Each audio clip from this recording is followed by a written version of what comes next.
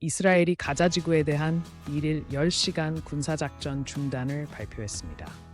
가자시티, 데이르 알발라, 무아시 지역에서 구호품 공중 투하가 이뤄졌으나 익사 및 압사 위험으로 국제사회의 비판이 커지고 있습니다. 유엔은 지상 구호 활동 확대를 촉구했으나 이스라엘 측은 하마스의 방해 우려를 이유로 신중한 입장을 보이고 있습니다. 중국 지방 당직자가 고구려 발해 역사를 중국 소수민족사로 언급하며 논란이 되고 있습니다. 2000년대 초 동북공정 역사 왜곡 논란을 재현시킨 이 발언에 대해 한국 학계는 유적, 유물로 입증된 고구려의 독자성을 강조하며 반박했습니다. 중국 외교부는 역사 연구는 학문적 자유라며 공식 입장을 피했습니다. 미국과 일본이 대만 유사시를 대비한 핵무기 사용 도상 연습을 비밀리에 진행한 사실이 교도통신 보도를 통해 드러났습니다.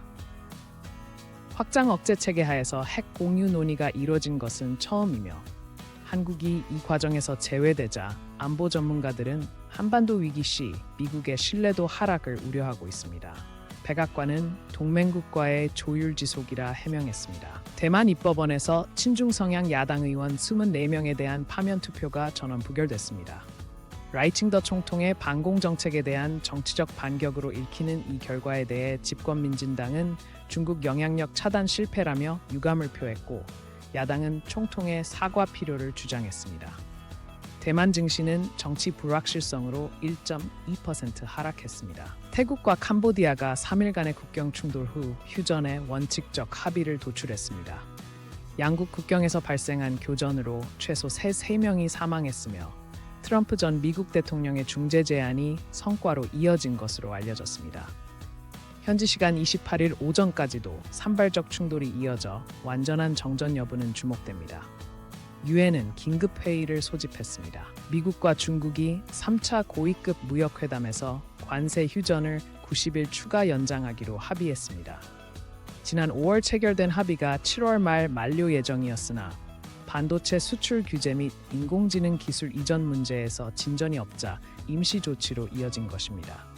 중국 상무부는 실질적 타협을 위한 기간이라 평가했으나 미국 의회는 중국의 회피 전술이라 비판했습니다. 유럽연합과 미국이 철강, 알루미늄 관세 분쟁 해결을 위한 협정에 최종 서명했습니다. EU산 철강에 15% 관세를 부과하는 대신 미국의 IRA, 인플레이션 감축법 조항 일부를 완화하는 내용입니다.